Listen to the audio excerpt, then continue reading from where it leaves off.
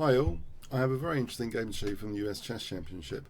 Fabiano Caruana playing white against Aleksandr Lenderman. Let's have a look. E4 from Fabiano, so we have the French defence. We go into the winner variation, bishop b4 here. Quite often knight f6 is played as well, the classical variation, encouraging white to try and close the centre with e5, or bishop g5 is another move there. But the winner, is popular still as well at numerous levels. c5, a3, classic trade-offs here. Black damages white's pawn structure, but gives up the dark squared bishop. So if white can unleash this dark squared bishop later, then white can try and prove this will be more important. Now black plays quite a novel move here, queen a5, but it has been seen before. It tries to lock down this diagonal. Quite often, if black plays normal moves, a4 and bishop a3 would put the bishop on that sensitive diagonal. Bishop without a counterpart here. But this idea from black is to lock down white from that diagonal, keeping this bishop limited in action. Now, here though, white plays queen g4 to try and provoke a weakness. But black has an alternative, forfeiting casting rights to protect g7 there. It's clear that queen takes c2. This is a disaster. The rook's going to be next. There's no defense there, really. So black has to do something about g7. So king f8. As long as the position can be kept closed, basically, that's the policy of black's position here. His lack of development and a lot of pieces just on the first rank might not be a major factor. Now, in this position, after the job's been done with queen g4, historically, most players just retreat the queen. And this is really fascinating psychologically what happens in this game, because white actually just played h4. And rumours are that Fabiano Caruana had read something in a New in Chess periodical about this h4, but on my analysis it seems as though black, I haven't got access to the article unfortunately, anyway, I'll be breaching copyright, but from my analysis, it does seem as though queen takes c2 is plausible because black would immediately be threatening, for example, queen e4. It doesn't seem entirely bad. There's a line here in this position, I guess, which might try and open up the position with f3. This could be a very strong move. This position. And here, I mean, white has to play with huge precision, I think, to prove anything. So this might have been one of the better options for black to use. Just taking the pawn and calling white's bluff. And I find that interesting psychologically that, you know, if you were faced with a 2800 opponent, you're a grandmaster, you might trust them that they've researched this in depth, this pawn set, they prepared it just for you. And it's a bluff which wasn't actually called here. It is interesting because there's so many games with white retreating to d1 basically. So, and I have another take as well to share with you here. It's like,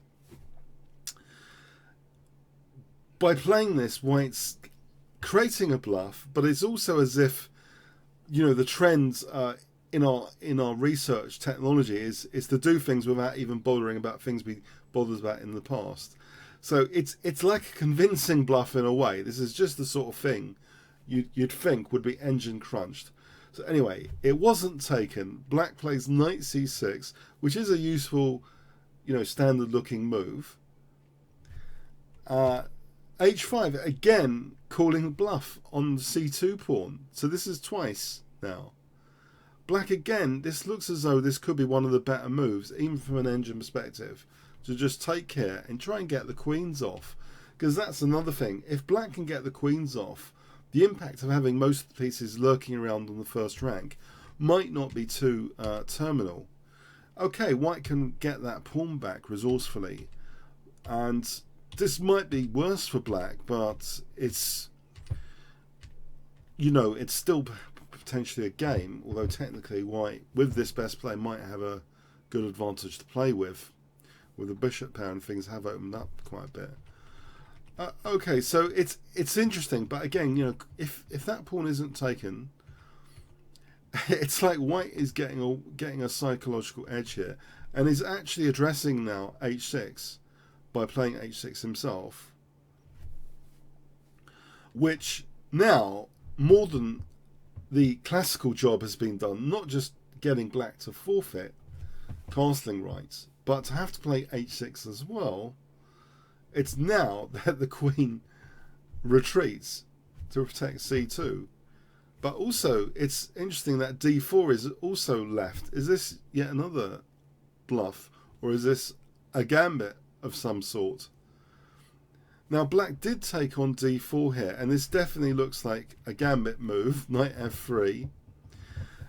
Now, given that black's philosophy of the position is really to try and generally keep things closed and try and avoid this bishop having a massive impact, it would seem here there are some interesting choices black should consider in this position. What he did do was rather strange, and it seems anti-philosophy of the entire position and the entire opening. Black took on c3. This does seem a highly cooperative move, because white wants to open up the position anyway. It's like black saying, I'll help you open up the position, and we can create a nice instructive masterpiece together. I mean, seriously, this just opens up the position. D takes c3. I mean, this diagonal is also going to be lethal again. Unless Lenderman has skipped all the games with Fischer winning on the a3 to f8 diagonal, I'm not sure what was going on here. This just seems such a weird move. D takes c3. I mean, let's have a look at some options. Knight ge7. Does black get demolished here? Let's have a look at rook h4. b6. Knight takes d4. Knight takes, c takes. This position would seem something that Petrosian would do. Try and exchange off white's better bishop, at least. Get rid of the bishop pair from white. Technically, this is an even position, this position here. Even if white does now get onto that diagonal, a lot of the pressure has been neutralised. So, yeah, that would have seemed an interesting option.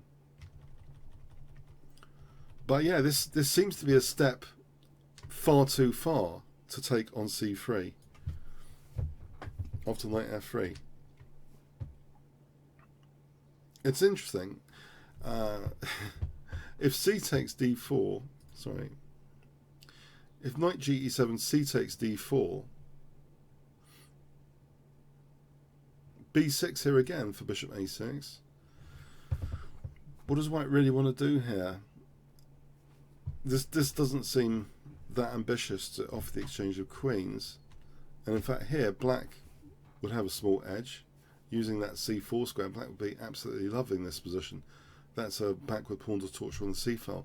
So this really does seem anti the position, this move d takes c3, from an intuitive point of view at least. Bishop takes c3, and in fact immediately white has a gigantic threat in this position. Now that the bishop covers a5, which the queen could have escaped to before, guess what white, if white had another move, white could play what in this position if I give you 5 seconds? Okay, rook h4 is threatened. For example, a6, rook h4. What is black going to do? d4, his position will just get wrecked. Where's his queen going? You see, the queen's a bit in trouble here. Yeah, it just looks like a total nightmare. After knight takes d4, there's big things like knight takes e6 threatened. So black creates even more damage basically for his own position with g5. So basically, with most of the pieces on the first rank, with the white having the bishop pair, let's just abstract from this, because you're going to get lots of analysis about this game, technical analysis of variations, but I think sometimes it's good just to abstract. This is like a case in law. What would you do if you were studying law? You try and get the fundamental concepts of this game. What has black done which is so fundamentally wrong? He's opening up the position for white's bishop pair. He's creating structural targets, and also he's fragmenting pawns. And also, to boot, he's further weakening basically his king. Those are the fundamental things happening off the g5. So hg opening up the position even more. The black queen taking the opportunity, also fundamentally to be a moving tempo gaining target for the king side, just in case white needs extra help to gain even more tempo against the black king on f8. Notice how most of the pieces are still on the first rank. Is this a good idea? One would think that no, things have gone extremely badly wrong with this game. Queen d2 is played, which gives even options of casting queenside. Knight ge7, bishop d3, offering this g2 pawn. Everything seems quite natural here. King e2, connecting up the rooks, preparing to bring the other rook into the fire of the g file. Queen g4, another tempo gain, pushing the queen back. Yep, it's just very, very easy to play. Rook g1, knight g6. And now, in this position, yes, a clever move, but using the fact that the knight's pinned. Can you guess what white played here, if I give you 5 seconds? Okay, rook f4, because this pin is not working. On knight takes, check. Queen takes. The queen's actually checkmated, basically. This is really not pleasant at all, this kind of position. So knight c e7 was played, which creates a weakness of the last move. Guess what? What is that not covering now? And what is the classic diagonal for this bishop without any counterpart whatsoever in the position? If you can guess what white plays now. Just this other pin and win. So there's a pin here. There's a pin to f7 pawn. There's a relative pin on the knight on g6. There's 3 pins. 2 of them are absolute, and 1 of them is a relative pin, technically. So black's basically paralyzed here. If the king tries to unpin, I think white can just take here and get the queen in for the attack. This looks very unpleasant with the queen coming in to d6. It just looks all pretty unpleasant.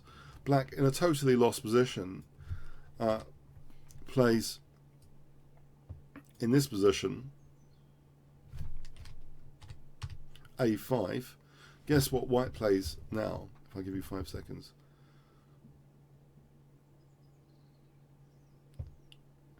Okay, yeah, pin and win. Rook takes g6. The power of the pin piece is illusionary, according to Nimzovich. Yes, that's illusionary, that's illusionary.